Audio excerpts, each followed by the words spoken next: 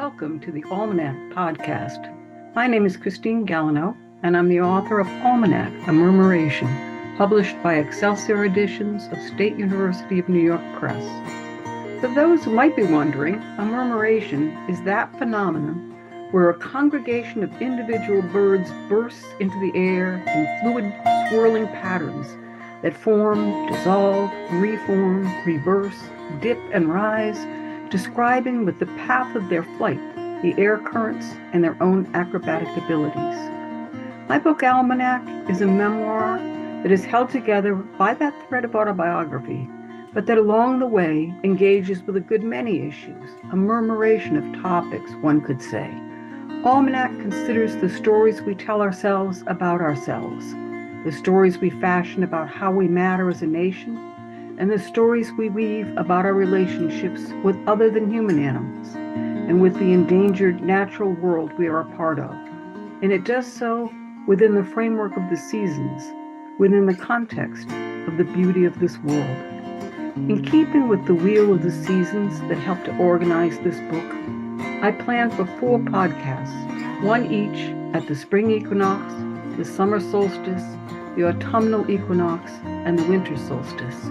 In each episode, I'll be hosting guests whose own interesting projects intersect with one or more of the themes within Almanac, for what we hope you'll find to be an engaging conversation on that episode's topic.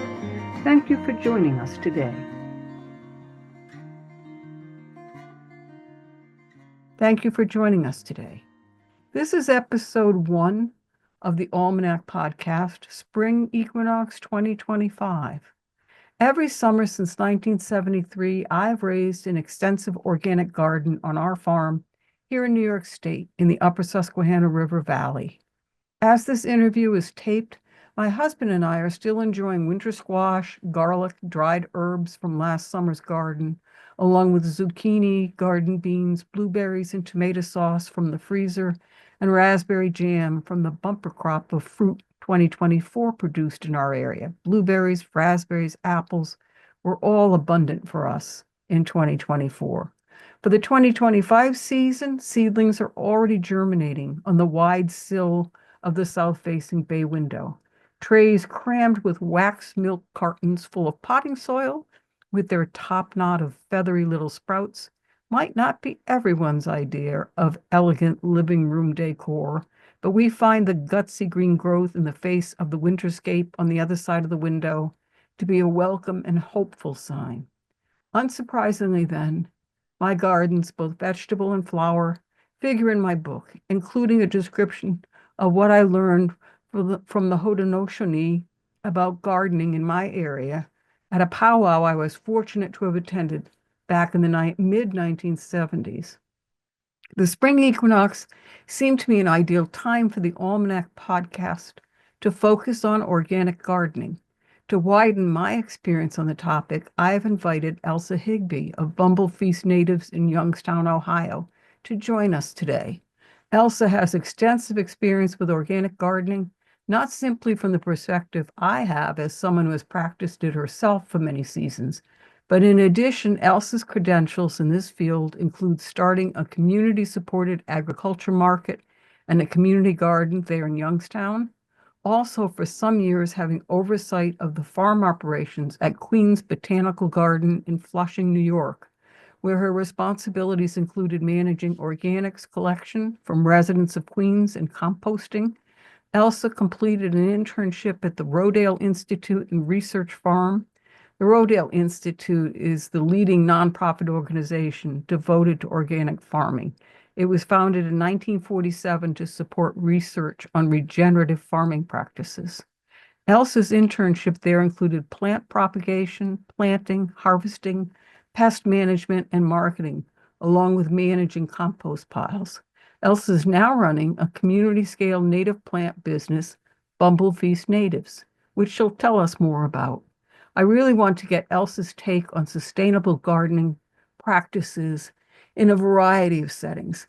My sense is that at least since the COVID pandemic, starting back in 2020, more and more people have been turning to producing at least some portion of their food for reasons of cost, taste, accessibility, and also for the pleasure of growing your own, of forming a relationship to the land, even when the land is a row of pots on the balcony of your city apartment. So welcome, Elsa Higby. Where I thought we'd start is, could you please explain what is a CSA? What that is for those unfamiliar with the concept, and also what it means to be a third-party aggregator. What benefits does a CSA offer to a consumer looking for high-quality organic food for the family, but who lack the land or the time to grow it themselves? Thanks, Christine. It's a pleasure to be here chatting with you. So the acronym CSA stands for Community Supported Agriculture. And generally speaking, it's a way for a community of people, however that's defined, to invest in one farm or perhaps a cooperative of farmers' produce for the year. It helps farmers remain autonomous. It gives them retail value, really, for their vegetable crops as opposed to wholesale value. It offers them the opportunity to grow more specialized crops that they might not be able to make a lot of money on, but if they have a very small dedicated market that's willing to pay for it, they can try out those different crops. You're also really investing in your local economy. You're investing upfront so that the farmer actually has the income he needs to buy the inputs he needs to actually grow that food. And you're building relationships with those people who provide us our food. And that's perhaps the most important thing, particularly with the urban and rural connection, which is somewhat fractured, I would say, right now. It can really strengthen those bonds. Yeah, I love that you emphasize that building of relationships and that, direct connection between the growers and the consumers. And, it has the added advantage of, less transport between. And also, like what you mentioned about if they can have input into, if they as the consumer can have input into what is grown. If they're interested, are enough people interested in trying a certain vegetable or whatever, they can have input into that in their CSA. The other really good thing about CSAs is it's a really good model for beginning farmers. It really helps them get a start. And I know as someone who has lived in an urban area fairly close to rural people and also New York City, which is not necessarily, we can go up to the Hudson Valley, but food is, COVID, New York City experienced the food supply chain block. And they went from a food policy council of one person to a food policy council of 10 people and really worked hard at those relationships with their farmers in the Hudson Valley and north of there. And you realize how dependent we are as urban dwellers on food supply. And if we want quality, good food, and we want it to be reliable, we need to have relationships with those farmers in as close proximity to us as possible. Our CSA we were a third party aggregator.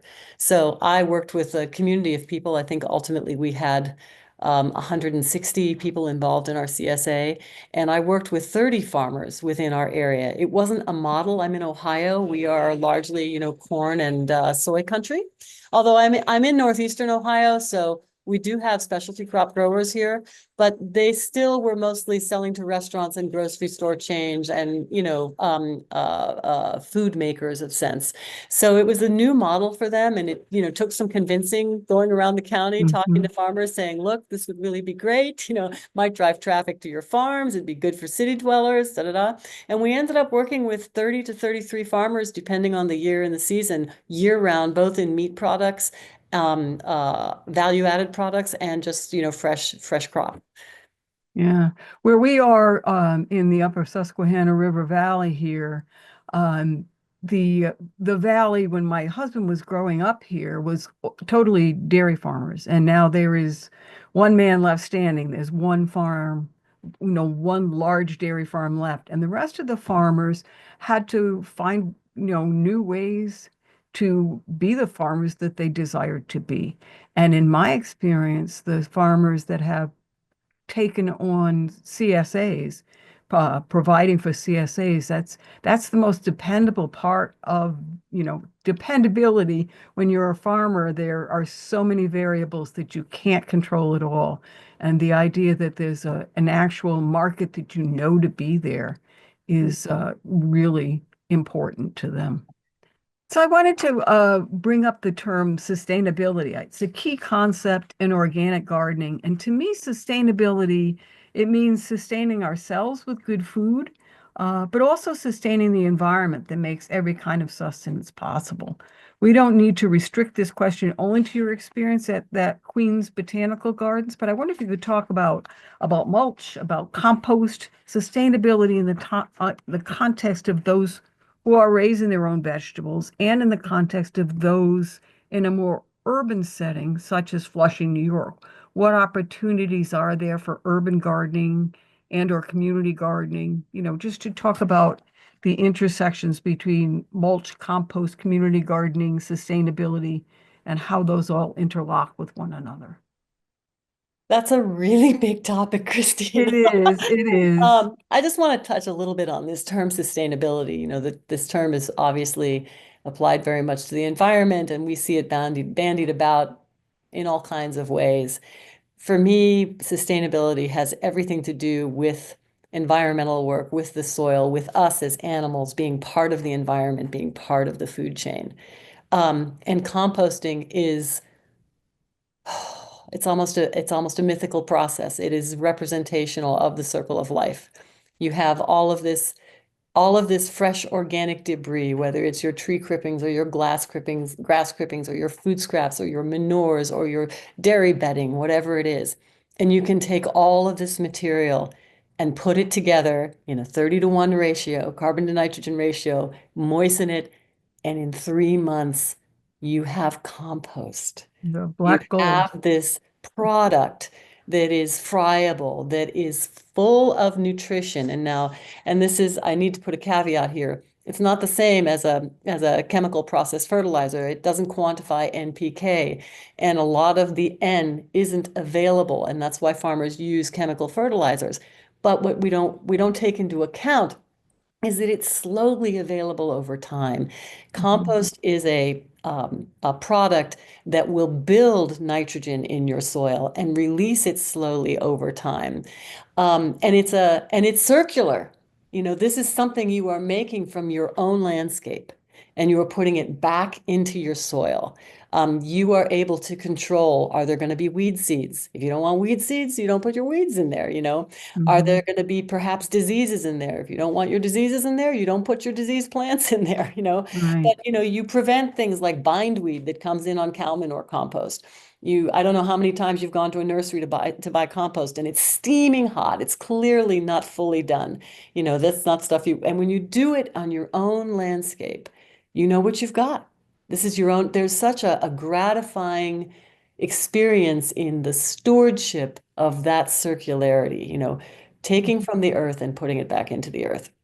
But you Yeah. also mentioned, what do you do as an urban dweller? What is the benefit of this? How does it make gardening sustainable in a densely populated area? Well, I'm sure you've visited community gardens even where you are that are built with raised beds. They're filled halfway up with wood chip or mulch, and then the rest of it is compost. And you're like, oh my gosh, Ag Extension will say, you can't, you need only 5% organic matter. The rest of it needs to be sand, silt, and clay. But the fact of the matter is plants grow. And Mhm. that's food. Mhm. That is food for people. It's so much more than food, though. It's an incredibly confirming process when you actually put a seed in the ground and a plant grows and you harvest something that you can then take home and cook. So the availability of compost in urban settings has really provided people with the opportunity to be outside, with the opportunity to grow plants, with the opportunity to get to know their neighbors, and build community. So, and when you talk about sustainability in terms of us as part of the animal kingdom, Mhm. we also need to build those relationships with each other and with the soil. And so it creates bonds. And it educates us. We become observers, and it turns people into birders. It turns people Mhm. into the decide to go into kids who decide to go into environmental work because of this experience.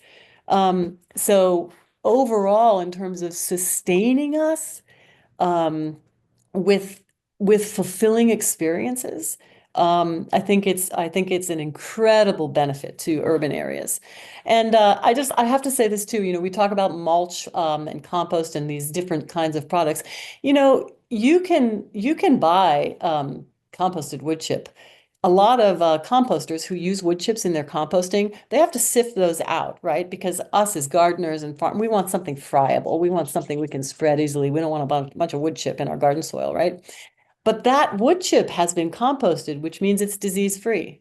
So if you had Mhm. an ash tree with the emerald ash borer virus, or you had something that had bindweed or ivy or whatever it is, you put it through a compost pile, or you let it compost down, all of that stuff gets killed. And now you have a nice wood chip mulch that's been compost, meaning it's been sanitized, that you can Right. spread, you know, on your beds. Right. Yes. I just love it's so nicely put. I love what you say about stewardship and about building those connections and the way in which it builds community, not just between the person and the soil and the plants, which is wonderful, but between people as well. I know I have the good fortune that I live on a farm. And the very first year that I put in an organic garden back in 1973, during the winter, I had bought a subscription to organic gardening, which is associated with the Rodale Institute where you were. And I saw this little ad for Ruth Stout's book, Gardening Without Work. And I thought, that's for me.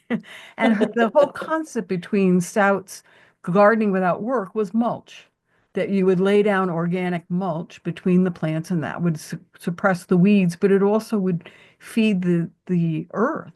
And much of what she had to do, much of what her idea was, not even turning over the soil, that you would, if you worked with mulch in this way, that composted on the bottom and that you could just plant into the friable material there and then add mulch on top once again.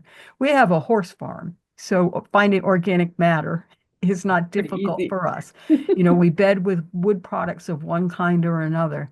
And now at this age, we're down to just a few horses, but we've had as many as 20 at a time.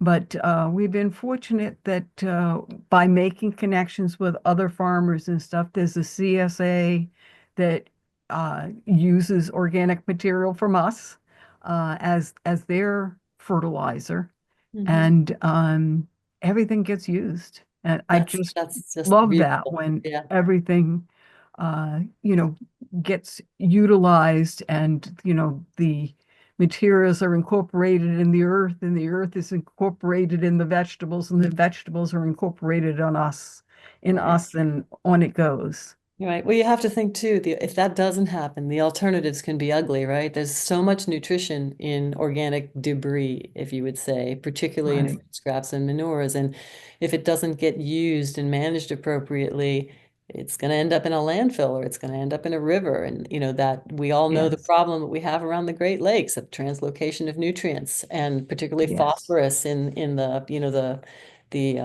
the states bordering Lake Erie on the United States side and probably Canada too. So that's a wonderful story. That's fantastic. Yes. Yes. And we had put in, we had prepared the site to keep materials out of the Susquehanna River. But I know one of the other places in Almanac, a murmuration that I look at is Popponesset Bay, Popponesset on Cape Cod, where I've been going since the 1950s. And they have a real problem with organic matter into the bay, Yeah. and they are working on it. There's a lot more uh, awareness now, but the Yeah. problems remain. So I Mm. wanted to ask you about your current project can you tell us about Bumble Feast Natives? What's that project and that, the vital importance of supporting the pollinators? Um, well, you know, I came back here to Ohio after COVID or during COVID, you would say, and I kind of fussed around with what am I going to do? I always loved our property because we had land, you know. I mean, Mhm. we're in an urban area, but I've got a vacant lot to the north of me. And I said, you know, I'm going to start a native plant nursery. We're talking about pollinators. We don't have any native plants. I walk into any of the nurseries around here. Okay, they've got some coneflowers, they've got goldenrod or a few other things, but they have like four varieties. Right. So I really took it on. I figured if I'm going to spend my time learning about this and planting in my garden, I'm not ordering plants from Johnny's. I'm going to start growing them. And I'm not a person who can do anything small. I need, it's just not in my nature. If I'm going to do it, it might as well be big, So Good. I started out in 2022. I bought plants from a wholesaler in Pennsylvania and brought them back and resold them. And of course, that paid for my own plants, which was great.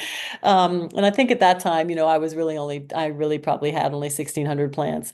And the second year, I decided, all right, I need to build a hoop house because I need to keep them covered and out of the weather and away from the animals, right? So my neighbor and I actually went in, and it's a beautiful community story. I mean, I have two great neighbors on either side of me that love this stuff. So she and I went in, purchased the kit. She and I built it, put the whole thing together, and that took up 2023. So I didn't grow plants in 2022, and then in 2023, and then in 2024, I started out and I grew 4,000 seedlings, and sold probably all but 400 of them. And this Wow. year, I'm doing the same thing again. I'm not expanding yet because I realize I have to start everything earlier to have plants at a good size by May. And I don't have enough space under lights inside. And I need to make some investments in the hoop house for double layering and heat and all of that, which I'm not quite ready to do yet, but I'm growing another 4,000 plants, and right now they're all in propagation trays in my basement under lights. And now they're getting transplanted from those propagation trays, which is quite a process. Um, Yeah. but yeah, so I grow at least probably 40 varieties. I don't do woodies at this point in time. I'm doing, mostly just soft perennials, herbaceous plants. But they're all native. They're all pollinators. And it's been really great, the response. I have a couple landscapers who buy from me in flats. Oh, And wonderful. then it's also been really great because our local Rotary Club has taken on pollination in a serious way. Oh, And it just so happens our district governor, Elaine Bozick, it's a project of hers as well. So she's created a district challenge. So there's been a lot of interest. So I haven't had a problem selling plants. And then of course I get to learn, I am learning Latin names. I am learning, what likes to be next to what. If I'm, I might have pollen here, but I need habitat. Okay, what are the plants that are going to be habitat? So okay. it's been a great process for me to both have a small, domestic business and use that as my own educational process. And also it's helping the community get educated too. And I do a little program. I invite people in. I say, help me transplant. And, for every 50 cell tray, you get two plants, So then they can Ah, come back in May and they have plants for free in exchange for their labor, essentially. And that helps me get the transplanting done. I Um, wondered about that because it is a lot of labor to oh, have it's a that lot. that Yeah. number of Yeah. plants and stuff, but that's what a wonderful idea, once again, of connecting to people to have that exchange process. Yeah, and this Um, is really very much about that. I mean, I can't say that it pays for itself, but it's a great way. It keeps me in the dirt, and I really like to be in the dirt. I also have a big right. vegetable garden, and when the plants move out of the hoop house in May, my tomatoes and eggplants go in there. Um, Yeah. and it also it's a way to connect to more people than just my social group, and I meet new people, and Right. we get to share this interest, and this sort Yeah, of it seems growing educational process together. right. What you just said there with the educated, because it seemed to me that they are getting plants in exchange for their help, Hmm. but they are also getting education, and Yeah, you're well, and educating at one this another point, it's back and very forth. informal education Mhm. because I am not an expert by any means. But yeah, they are learning, and sometimes someone will ask a question. And I'm like, gosh, I don't know, and let's look it up. We can do that now Right, for the hoop house, right, right? Oh, this is how that works. So we talk about plants, we talk about pollinators, we talk about birds that we witnessed, and then sometimes the conversation evolves into other things, but it is a way to build community, right. you know. Absolutely. So So yeah. just could you, not their Latin names, but in their common names, could you mention just a few of the plants that are indigenous plants? Because we get so used to what's available to buy for plants in the spring, that I think that not everyone is connects to the idea that some are indigenous and are more helpful to the pollinators in their area than others. Absolutely. And I actually, I have relied on the Xerces Society for that. And I've also relied on Lady Bird Johnson's website for that. Which they've been really, really great websites because they'll tell you where something is indigenous and that it's native, but they'll also tell you where something is a good plant that is naturalized. So while it may not be native, it's been there for 150 years or more, and it's naturalized in the area, and it's, a good beneficial plant to put in. And they make those distinctions. So the things that I grow are native plants to the area. And I've got, many people know wild bergamot, New England aster. Well, there's a bunch of asters, so I really love aromatic aster because it's only about 2.5 feet tall. And it's really great for front yard gardens. And that's, a lot of the people that are buying my plants want something in their front yard garden.